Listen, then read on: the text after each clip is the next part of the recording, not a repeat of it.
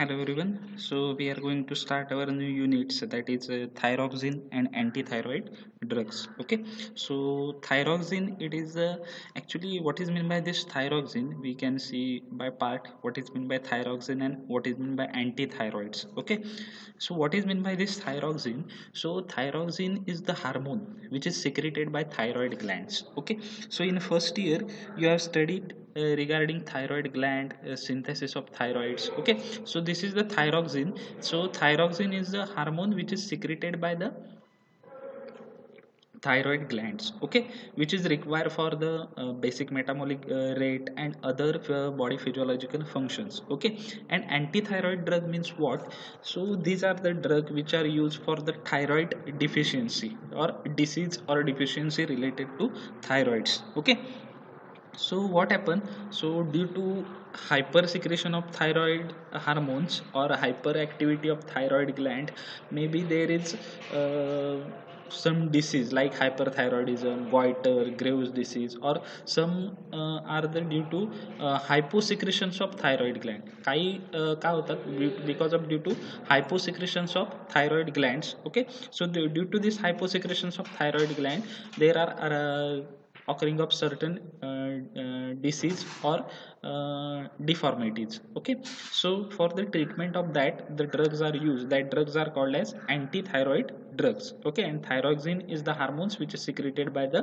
thyroid gland. So in this unit or in this chapter we are going to study the thyroxine and what are the antithyroid drug.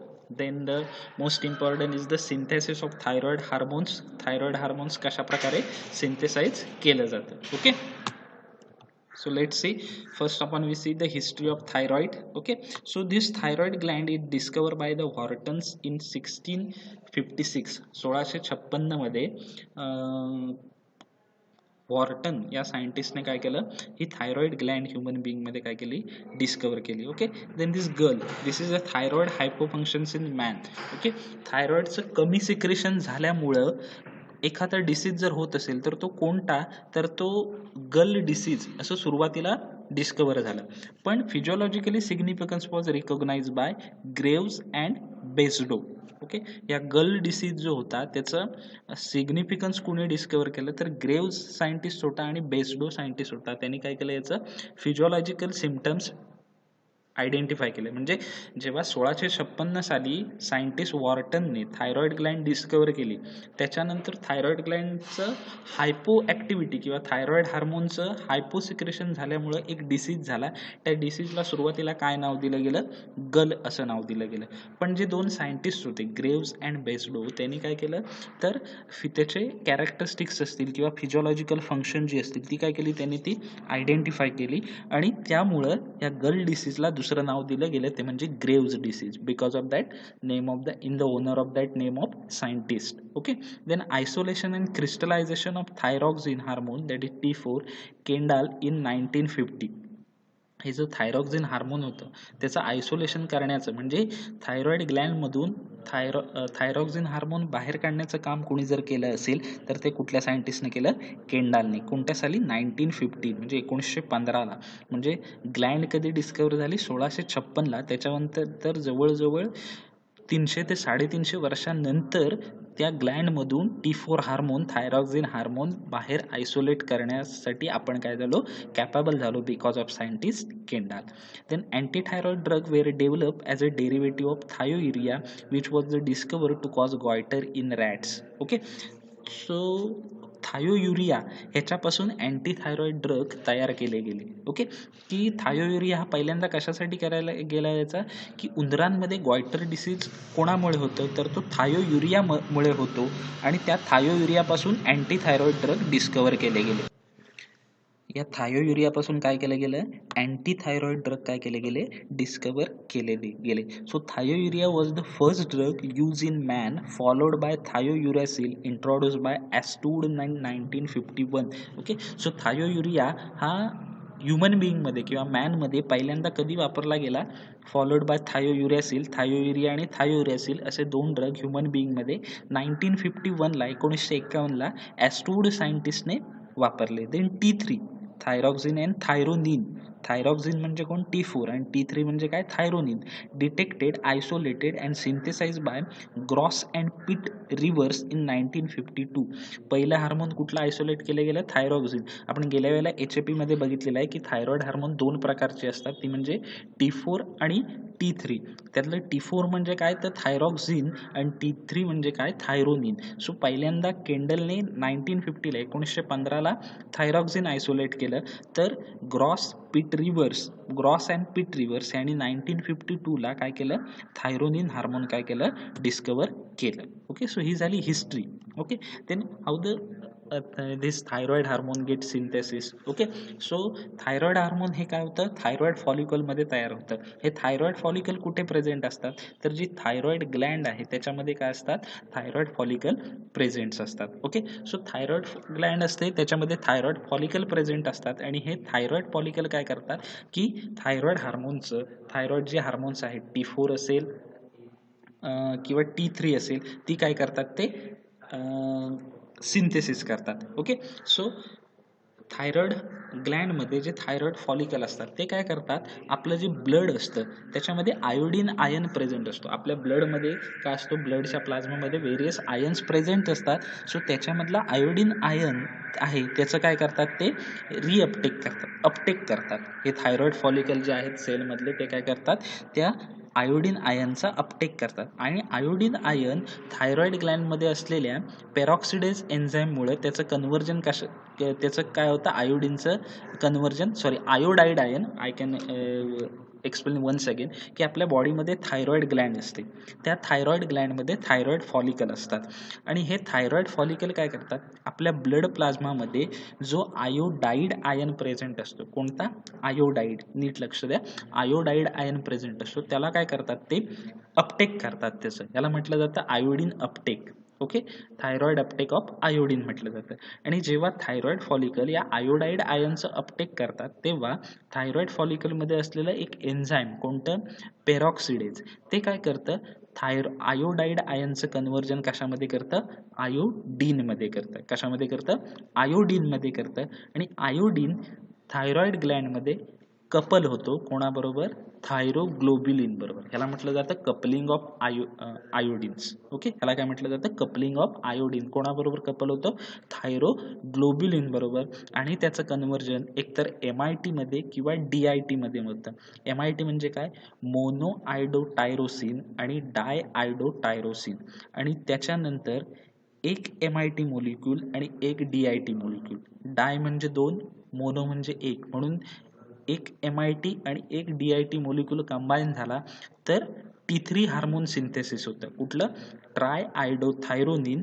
आणि जर दोन DIT molecule, DIT plus DIT, डाय आयडोटायरोसिन आणि डाय आयडोटायरोसिन, तर T4 molecule तयार होतो, तो म्हणजे tetra आयडोथायरोनिन्स. Okay, ज्याला थायरोक्सिन सुद्धा म्हटलं जातं. ओके, आणि हे बाउंड टू द थायरोग्लोब्युलिन. पुन्हा हे काय होतात, थायरोग्लोब्युलिनला बाउंड होतात T3 आणि T4, आणि एंडोसायटोसिसद्वारे सेल लिकेज करून त्याचं काय केलं जातं, थायरॉइड फॉलिकलद्वारे ते काय केले जातात, रिलीज केले जातात पुन्हा ब्लड प्लाझ्मामध्ये, आणि आपल्या बॉडीमध्ये थायरॉइड हार्मोन्स काय केलं जातं, सिंथेसिस केलं जातं. ओके, सो कळलं तुम्हाला कशा प्रकारे होतं, की थायरॉइड ग्लँड जी असते आपली तिच्यामध्ये थायरॉइड फॉलिकल प्रेझेंट असतात, ते काय करतात, ब्लड प्लाझ्मा मधला आयोडाईड आयन ॲब्सॉर्ब करतात, आणि with the help of peroxidase enzyme त्या आयोडाईड आयनचं कन्व्हर्जन कशामध्ये होतं, आयोडीनमध्ये होतं. आणि हा आयोडीन थायरोग्लोब्युलिन बरोबर बाइंड होतो, आणि थायरोग्लोब्युलिन बरोबर बाइंड झाल्यामुळे त्याचं कन्व्हर्जन एकतर MIT मध्ये होतं किंवा DIT मध्ये होतं.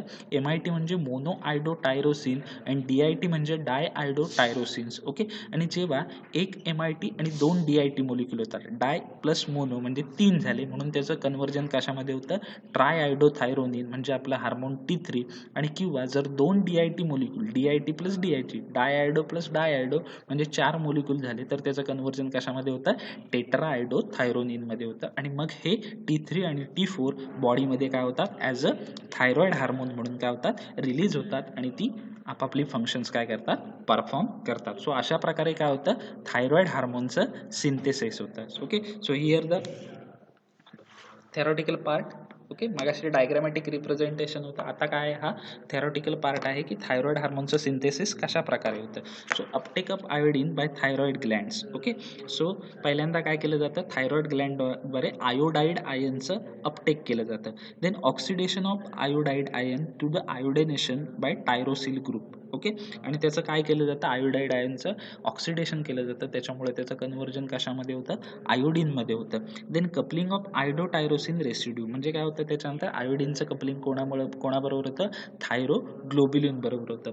Then resorptions of thyroglobulin colloid from lumen into the cell, आणि पुन्हा तो थायरोग्लोबिलिन मोलिक्यूल त्या आयोडीनपासून काढून घेतला जातो. Then proteolysis of thyroglobulin and release of T4 and T3 into blood. काय होतं, जेव्हा आयोडीनचं कपलिंग थायरोग्लोबिलिन बरोबर होतं तेव्हा त्याचं कन्व्हर्जन MIT आणि DIT मध्ये होतं, आणि पुन्हा त्याच्यामधून थायरोग्लोबिलिन हा काय केला जातो, रिॲब्सॉर्ब केला जातो, काढून घेतला जातो. मग ते MIT आणि DIT एकमेकांबरोबर कपल होतात आणि T4 T3 हार्मोन तयार होतात, आणि त्याच्यानंतर ती ब्लडमध्ये काय केली जातात, आपल्या ॲज अ थायरॉइड हार्मोन म्हणून रिलीज केली जातात. Okay, then let's see the classifications. Okay, या थायरॉइड ड्रग्सचं किंवा अँटी थायरॉइड ड्रग्सचं क्लासिफिकेशन काय आहे. So this thyroid drugs, anti thyroid drug or this thyroid drugs are classified into 4 basic class that are hormone synthesis inhibitor, hormone release inhibitor, destroy thyroid tissue and inhibit ionic trapping, that is ionic inhibitor. Okay, so hormone synthesis inhibitor, these are also called as anti-thyroid drug. म्हणजे हे drug काय करतात की जे thyroid Gland मधून होणारं thyroid हार्मोनचं synthesis आहे त्याला हे काय करतात, इनिबिट करतात. म्हणजे असे ड्रग आपण कुठे वापरू शकतो, तर hyper activity of thyroid Gland, म्हणजे हायपर थायरॉइडिझम जो आहे त्याच्या कंडिशनला आपण हे ड्रग वापरू शकतो. सो त्याचे एक्झाम्पल काय आहेत, propyl thiouracil, carbimazole and methimazole. Okay, then second आहे तो म्हणजे हार्मोन रिलीज इनिबिटर. हे काय करतात, आधीचे ड्रग होते ते पूर्णतः हार्मोनचं सिंथेसिसच बंद करायचे, पण हे हार्मोन रिलीज इनिबिटर म्हणजे काय, आपली थायरॉइड ग्लँड हार्मोन तयार करते पण त्याचं रिलीज हे ड्रग काय करू देत नाहीत, होऊ देत नाही, ब्लडमध्ये त्याचं रिलीज होऊ देत नाही. भले थायरॉइड ग्लँडनं हार्मोन सिंथेसाइज केलं तरी त्याचं रिलीज हे ड्रग काय करू देत नाहीत, ब्लडमध्ये ते हार्मोन रिलीज करू देत नाहीत. So iodides of sodium and potassium plus and organic iodide हे त्याचे काय आहेत, एक्झाम्पल आहेत. Then destroyed thyroid tissue. So these are particularly use in severe condition of thyroid disease. हे काय करतात की जे थायरॉइड फॉलिकल आहेत किंवा थायरॉइड टिश्यू आहेत त्यांना पूर्णतः डिस्ट्रॉयच करून टाकतात, कायम स्वरूपी नाहीसे करून टाकतात. So example is radioactive iodine for iodine 131, iodine 125 and iodine 123. These are radioactive iodine. So these are particularly used in radioactive therapy. जसे कॅन्सरमध्ये यूज केली जाते त्याच प्रकारची असते की जी थायरॉइड हार्मोनवरती यूज केली जाते.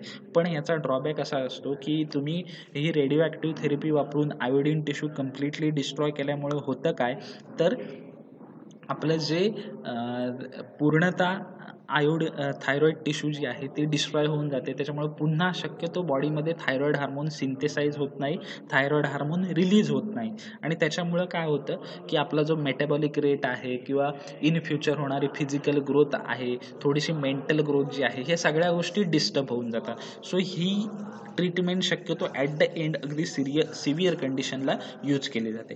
Then last class is the inhibit ionic trapping, that is ionic inhibitor. So हे काय करतात हे ड्रग की जे आयोनिक ट्रॅपिंग जे आहे म्हणजे काय की थायरॉइड फॉलिकल ब्लडमधून आयोडीन थायरॉइड ग्लँडमध्ये जे घेतात ती प्रोसेस जी आहे ते काय करतात, हे ड्रग इनिबिट करतात. कारण जर आयोडाइड आयन जर ब्लडमधून थायरॉइड ग्लँडमध्ये आला नाही, त्याचं आयसोलेशन झालं नाही, ट्रॅपिंग झालं नाही, तर काय होणार आहे, तर पुढची जी हार्मोन सिंथेसिस प्रोसेस आहे ती होणार नाही. Okay okay, so inhibit ionic ट्रॅपिंगचे एक्झाम्पल काय काय आहेत, तर perchlorate, pertechnetate and thiocyanates. Okay, so हे झालं classification of anti thyroid drugs or thyroid drugs. Then next important question is that define anti thyroid drug. Anti thyroid ड्रगची definition काय. So anti thyroid drug are use to decrease production of thyroid hormones. So anti thyroid drug म्हणजे काय, तर असे molecule किंवा असे drug की जे कशासाठी यूज केले जातात, थायरॉइड हार्मोनचं प्रोडक्शन थांबवण्यासाठी, इनिबिट करण्यासाठी यूज केले जातात. कशा प्रकारे, by by interfering with incorporation of iodide into thyroglobulin by hyperthyroidisms in hyperthyroidism. So जेव्हा हायपरथायरॉइडिझम होतं म्हणजे काय होतं की आयोडाईडचं कन्व्हर्जन आयोडीनमध्ये होऊन आयोडीनचं कपलिंग, फक्त आयोडाईडचं कन्व्हर्जन आयोडीनमध्ये झालं तरी पुढची प्रोसेस होण्यासाठी आयोडीनचं बाइंडिंग थायरोग्लोबिलिनशी होणं गरजेचं असतं, तेव्हाच T3 आणि T4 हार्मोन सिंथेसिस होतं. ओके, मग हे आपले अँटी थायरॉइड ड्रग काय करतात पर्टिक्युलरली, हे जे कपलिंग आहे किंवा इनकॉर्पोरेशन आहे आयोडाईड इंटू थायरोग्लोबिलिन, म्हणजे आयोडीड पासून त्याचं कन्व्हर्जन आयोडीनमध्ये आणि आयोडीनचं कपलिंग थायरोग्लोबिलिन बरोबर, ही सगळी प्रोसेस ते काय करतात हायपरथायरॉइडिझममध्ये इनिबिट करतात आणि थायरॉइड हार्मोनचं सिंथेसिस काय करतात इनिबिट करतात. त्या ड्रग्सना काय म्हटलं जातं अँटी थायरॉइड ड्रग्स म्हटलं जातं. Okay, so anti thyroid drug means what, anti thyroid drugs are use to decrease the production of thyroid hormone by interfering with incorporation of iodide into thyroglobulin in hyperthyroidism. Okay, that drugs are called as anti-thyroid drugs. Okay, so first anti-thyroid drug or thyroid drug is, this is the thyroxine. This is actually thyroid hormone. हे काय आहे thyroid hormones आहे. Okay, so this is the structure of thyroid hormone. आता याचं star mark केला आहे, so याचं structure आणि आयुपॅक नेम दोन्ही गोष्टी एक्झामसाठी फार इम्पॉर्टंट आहेत. चॅप्टर खूप छोटा आहे पण यातलं महत्त्वाचं काय आहे तर हे थायरॉक्सिन, त्याचं स्ट्रक्चर, आयुपॅक नेम, त्याचे युजेस, त्याच्या प्रॉपर्टीज, या सगळ्या गोष्टी फार इम्पॉर्टंट आहेत. So this is the thyroxine and there is the structure of thyroxine. Star marks, I have put star marks, so structure may be asked in exam as well as IUPAC name is also asked. Okay, so structure is very simple. Two benzene ring, first benzene ring possess of hydroxyl group and at third and fifth position it possess iodine group. पहिली benzene ring आहे तिला एक hydroxy group आहे आणि तिच्या तिसऱ्या आणि पाचव्या पोझिशनला आयोडीन आहे. देन सेकंड बेन्झिन रिंग आहे, ती दोन बेन्झिन रिंग एकमेकांना ऑक्सिजनने ब्रिज केले गेलेले आहेत, कनेक्ट केले गेलेले आहेत आणि सेकंड बेन्झिन रिंगच्या सुद्धा तिसऱ्या आणि पाचव्या पोझिशनला आयोडीन आहे. ओके, आणि पुढे जे स्ट्रक्चर आहे त्याच्यामध्ये CH2 CHNH2 C double bond OH म्हणजे COH ऍसिडिक ग्रुप आहे. सो हे जे स्ट्रक्चर आहे याला म्हटलं जातं थायरोनिन स्ट्रक्चर. ओके, हे जे स्ट्रक्चर आहे त्याला काय म्हटलं जातं थायरोनिन स्ट्रक्चर म्हटलं जातं. कोणतं, benzene ring OH O, benzene ring CH2 CHNH2 C double bond OH, हे स्ट्रक्चर कोणतं आहे थायरोनिन आहे. म्हणजे याला सबस्टिट्यूट फक्त 4 आयोडीन ॲटम आहेत. कोणत्या पोझिशनला, तिसऱ्या आणि पाचव्या, दोन्ही रिंगच्या तिसऱ्या आणि पाचव्या पोझिशनला. म्हणून काय म्हटलंय याचं आयुपॅक नेम 3,5,3,5 टेट्रा आयडो थायरोनिन. ओके, सगळं स्ट्रक्चर थायरोनिन आहे आणि त्याच्या तिसऱ्या पाचव्या पोझिशनला काय झालेलं आहे आयोडीन ग्रुप अटॅच झालेला आहे, म्हणून त्याला टेट्रा आयडो थायरोनिन असं त्याला नाव दिलं गेलेलं आहे. Okay, so this is the thyroxines. Okay, then so तुम्ही सिंपल केमिकल स्ट्रक्चर जे आहे आयुपॅक नेम आहे तेच लक्षात ठेवा. ओके, दुसरा आहे O4 4 हायड्रॉक्सी 3,5 डाय आयडोफिनाइल 3,5 डाय आयडो टायरोसिन्स. ओके, इथे आयुपॅक नेम कसं केलं गेलेलं आहे बघा, तर पहिली बेन्झिन रिंग इथे जी कर्सर फिरवतोय ती CH2 CHNH2 C double bond OH, हे स्ट्रक्चर कोणतं आहे तर टायरोसिनचं आहे. सो त्यांनी टायरोसिन हा पॅरेंट कंपाऊंड घेतला आहे आणि त्या टायरोसिनच्या बेन्झिन रिंगमध्ये तिसऱ्या आणि पाचव्या पोझिशनला आयोडीन आहे. सो 3,5 डाय आयडो टायरोसिन हे त्यांनी काय घेतलेलं आहे त्यांनी पॅरेंट कंपाऊंड घेतलेला आहे. म्हणजे हे आपल्या आयुपॅक नेममध्ये सरनेम असणार आहे आणि ह्याचे सबस्टिट्यूएंट कोण आहेत तर फिनाइल रिंग आहे. Okay, 4 hydroxy diphenyl. Okay, 4 hydroxy diphenyl आणि या डायफिनाइलच्या तिसऱ्या आणि पाचव्या पोझिशनला आयोडीन आहे, म्हणून 4 हायड्रॉक्सी 3,5 डाय आयडो फिनाइल 3,5 डाय आयडो टायरोसिन. म्हणजे काय बघा, मी तर तुम्हाला सांगितलं ही बेन्झिन रिंग आणि हे CHNH2 C double bond OH, हे स्ट्रक्चर कोणतं आहे टायरोसिन आहे. त्याला सबस्टिट्यूएंट कोण आहे तर फिनाइल रिंग आहे. या फिनाइल रिंगला परत तिसऱ्या आणि पाचव्या पोझिशनला 2 आयोडीन आहेत, म्हणून ही फिनाइल रिंग काय आहे 3,5 डाय आयडो phenyl.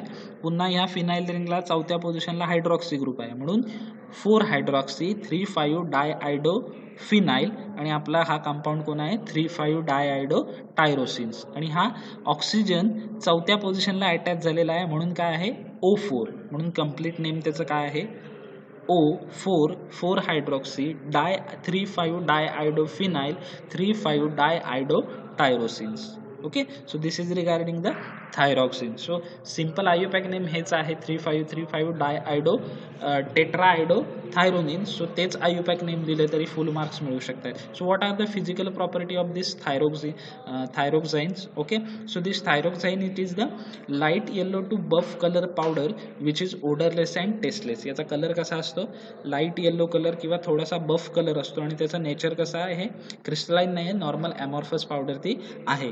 Then it is odourless and tasteless, कोणताही ओडर नाही आहे या थायरॉक्सिनला आणि त्याचबरोबर कोणतीही स्पेसिफिक अशी टेस्ट त्या थायरॉक्सिनला नाही आहे. Okay, then next regarding solubility, it is slightly soluble in वॉटरमध्ये तो थोडासा स्लाइटली सोल्युबल आहे. अँड इन अल्कोहोल इन वॉटरमध्ये पूर्णतः नाही, अगदी स्लाइटली तो काय आहे, सोल्युबल आहे. But it is soluble in solution of alkali hydroxide and carbonates. Okay, कशामध्ये सोल्युबल आहे तो, अल्कली हायड्रॉक्साईडची जी सोल्युशन्स आहेत म्हणजे sodium hydroxide, calcium hydroxide, potassium hydroxide, त्याच्यामध्ये तो सोल्युबल आहे. किंवा मग अल्कली कार्बोनेट्स म्हणजे कोण, sodium carbonate, potassium carbonate, calcium carbonate, याच्यामध्ये थायरॉक्सिन काय होतं, सोल्युबल होऊन जातो. So understand the structure, IUPAC name and physical property. Okay, then next part, stability and storage conditions. Okay, so this thyroxine, it is the hygroscopic but stable in air. So हा जो thyroxine आहे तो hygroscopic आहे पण एअरच्या कॉन्टॅक्टमध्ये कसा आहे, stable आहे. Okay, then it get decolourise when expose to light. त्याचबरोबर तो जर लाईटच्या कॉन्टॅक्टमध्ये आला तर त्याचं डिकलरायझेशन होतं. त्याचा कलर कसा आहे, येलो, लाईट येलो किंवा बफ कलर. तो कलर तर काय होतो, लाईटच्या कॉन्टॅक्टमध्ये आल्यानंतर डिकलरायझेशन होतं. त्याच्यामुळे आपल्याला जो कंटेनर आहे तो टाईटली क्लोज आणि लाईट रेजिस्टंट असला पाहिजे. So stability and storage condition काय आहे थायरॉक्सिनची, it is hygroscopic but stable in air. It get decolorized when exposed to light, hence it is stored in tightly closed light resistant containers. Okay, then let's see the uses. So this thyroxine, it is first used for the treatment of hypothyroidism.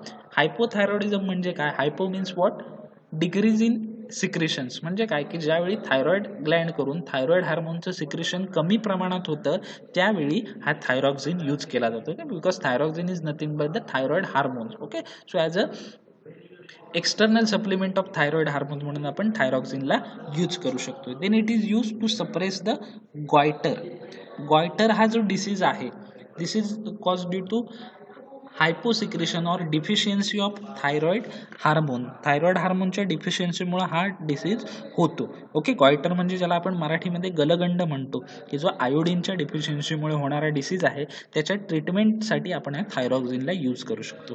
Then it is use to treat cretinism. आता cretinism means what, this is the conditions in which due to hyposecretion or deficiency of thyroid hormone the mental and physical growth get retard.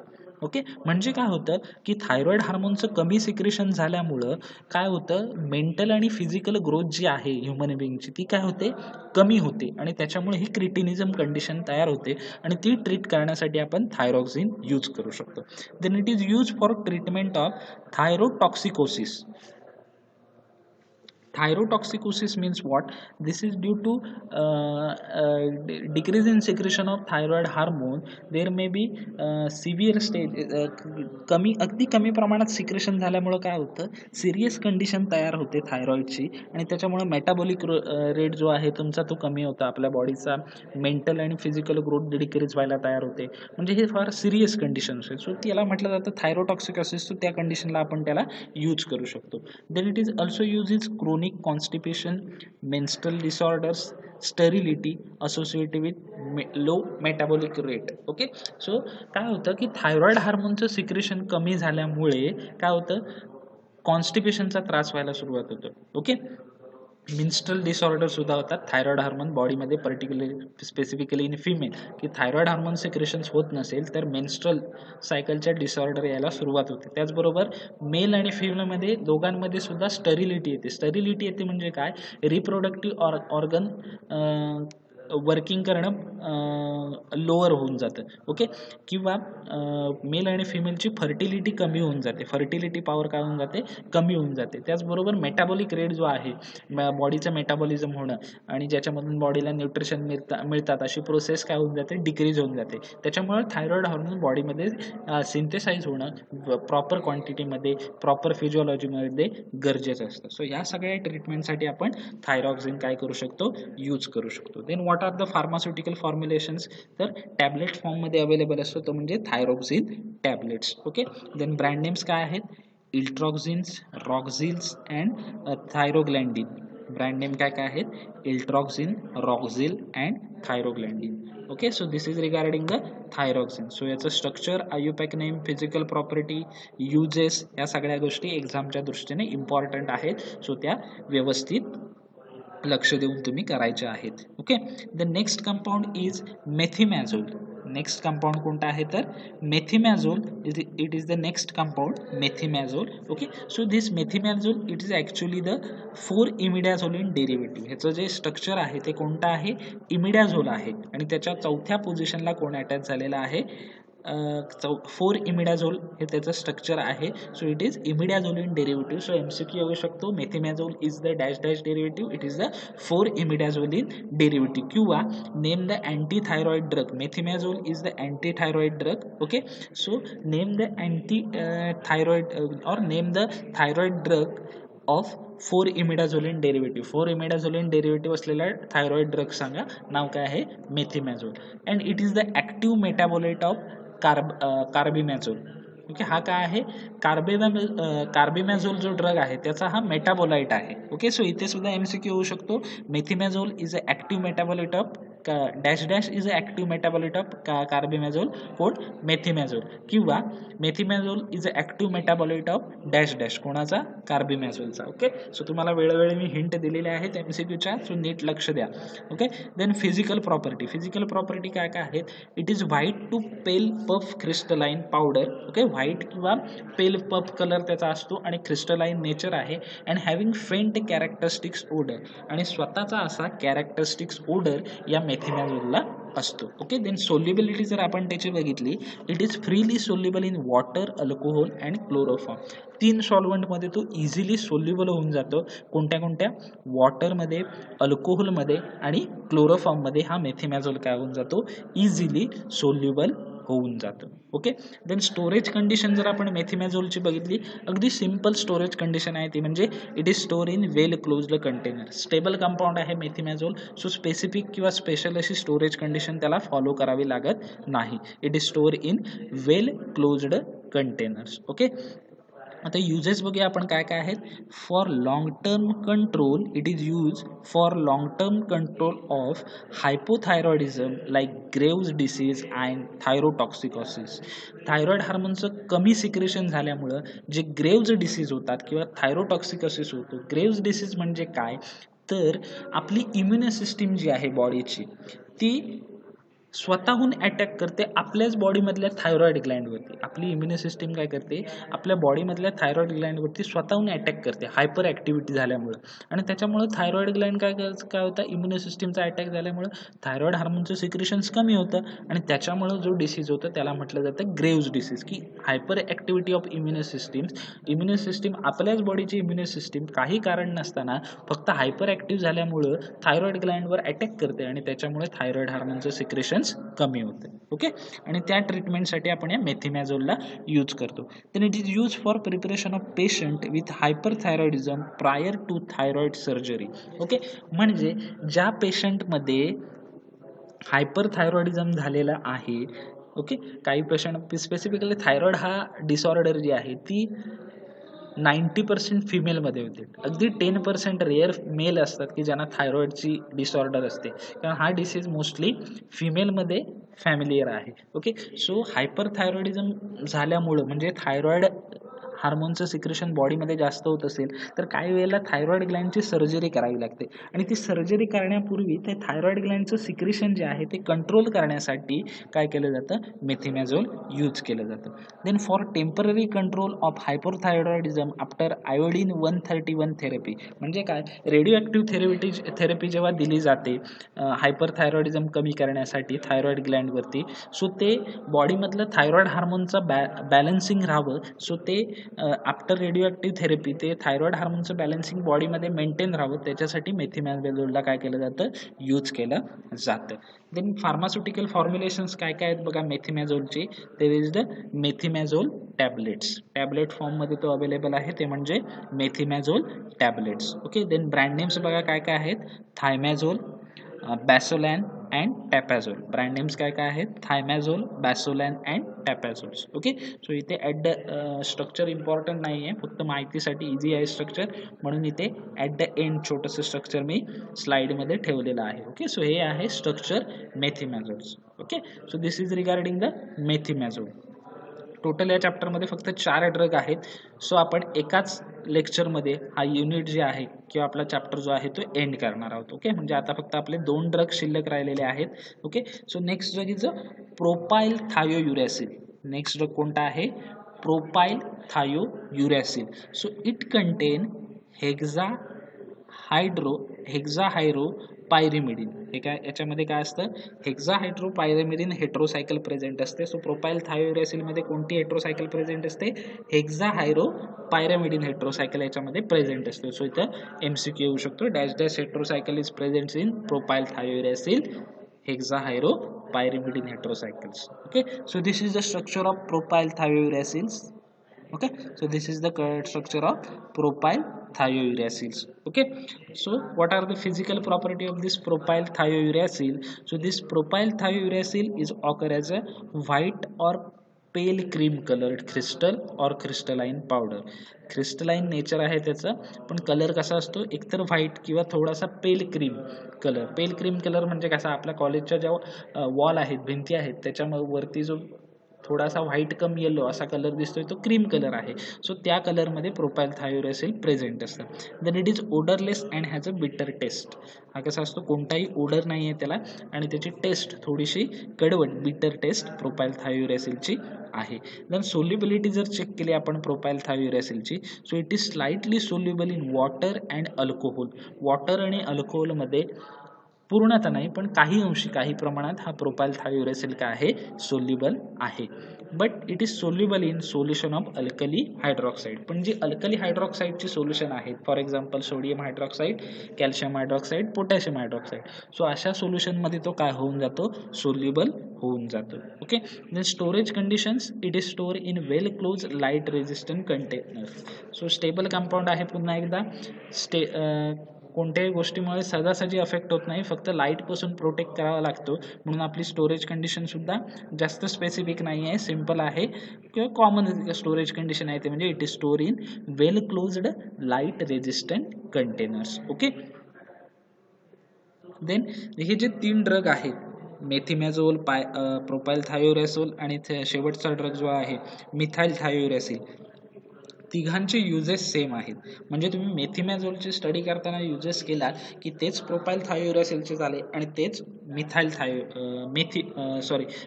थायोयुरॅसिलचे झाले. Okay, कारण नावं जर बघितलात तुम्ही propyl थायोयुरॅसिल आणि methyl थायोयुरॅसिल, तर काय आहे, फक्त एका ग्रुपचा फरक आहे की याच्यामध्ये प्रोपाइल चेन असते आणि याच्यामध्ये मिथाइल चेन असते. त्याच्यामुळे दोघांचे युजेस सेम आहेत आणि तेच युजेस मेथिमॅझोलला सुद्धा आहेत.